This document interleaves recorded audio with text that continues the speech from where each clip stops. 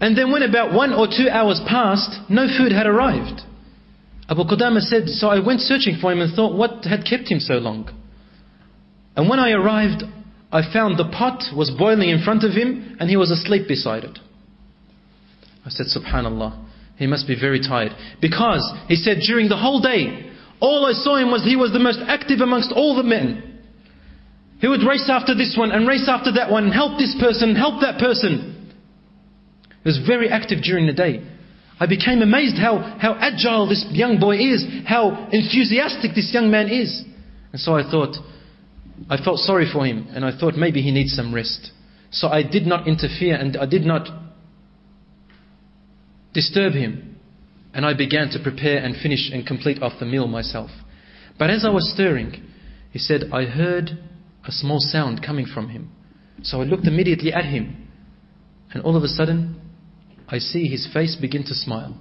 He's asleep. After a few moments, the smile grew. A few moments later, his teeth began to show.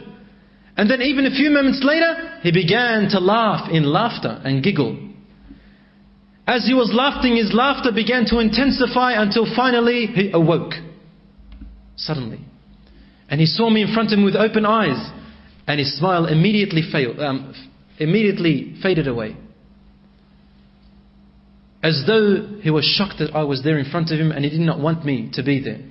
As though he had a secret.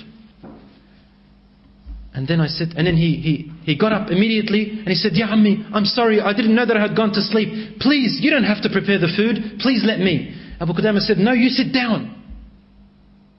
Wallahi, I will not let you do anything until you tell me, why were you laughing?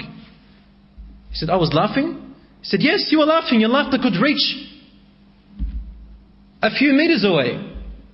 He said, Ammi Abu Qudama, since you saw me laughing and you won't let me go, I will tell you what I was dreaming about.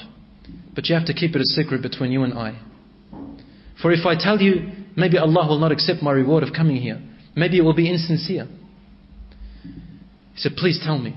He said, I'm listening with open ears. I really want to know what he was seeing in his dream. And then the young boy said, I slept and then I noticed as if the last hour had come. The world ended. And the day of judgment came. Everybody was looking up into the sky. شَاخِصَةٌ أَبْصَارُهُمْ. And then all of a sudden, I hear a voice calling out, grab Muhammad and take him to paradise. Amongst everyone, a light came to me. A light. And took me away. And then there was a man next to me. A very handsome man. His light emanated from his face till it reached the far corners of what I could see. And he took me into Jannah. And I asked him, who are you? And he said, I am one of your servants, which Allah has made for you in Jannah, in your palace. And he said, where are you taking me? This is when he began to smile. He said, I am taking you to your wealth and to your family and to your belongings and possessions in your palace in Jannah. And so his smile grew more. And then when he reached the great gates and the great doors of his large possession, he said, I cannot enter here. For you have women inside and I am not allowed to set eyes upon them. His smile grew more. And so he entered.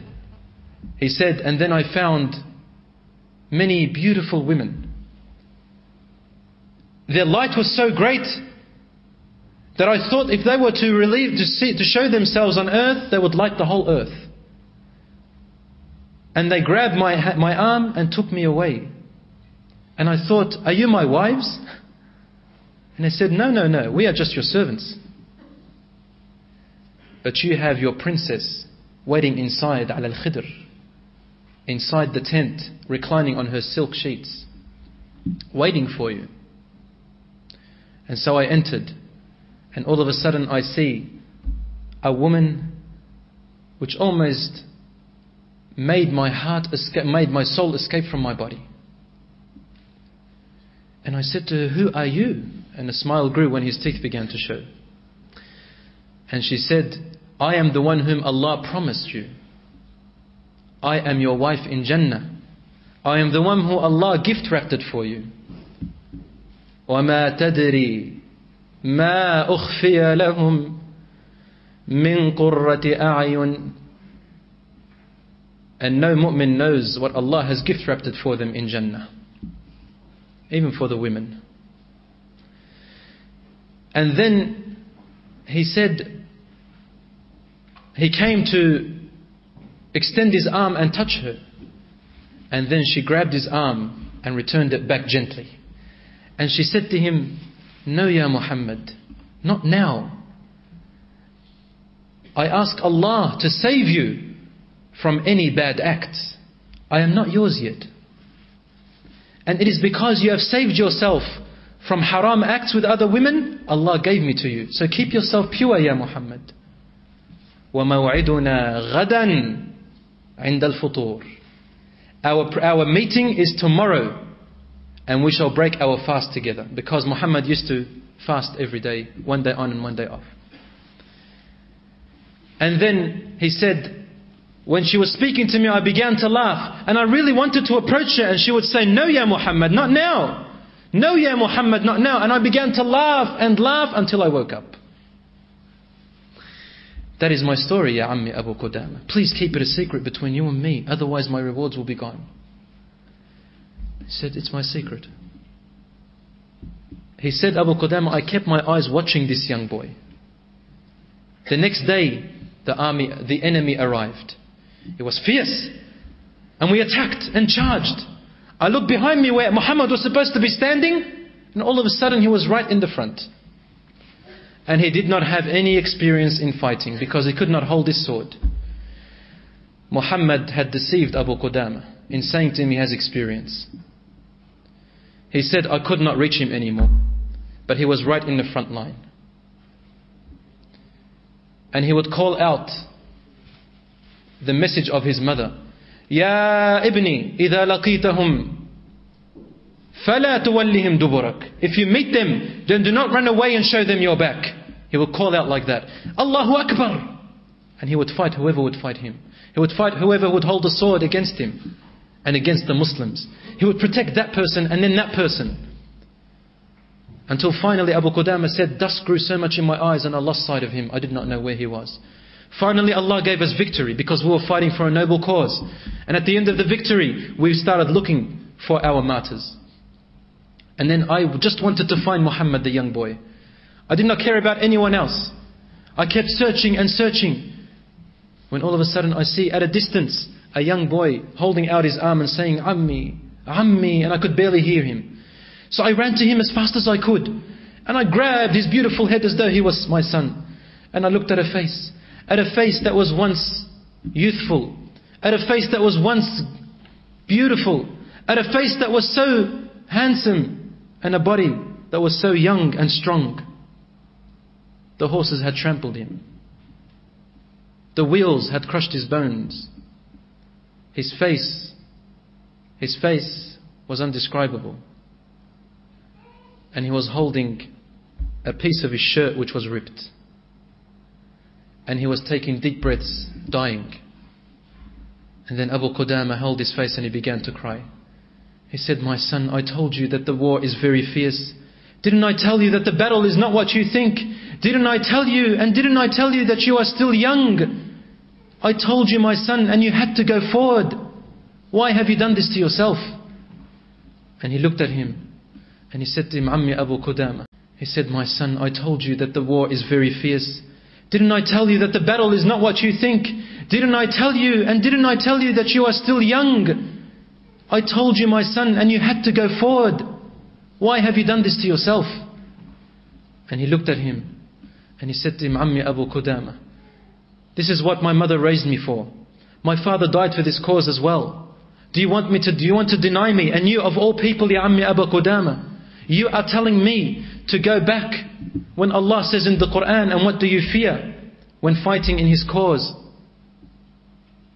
He said to him, Ya Ammi, this is what I want. Wallahi, I could see my palaces in front of me. If only you could see what I could see, Ya Am.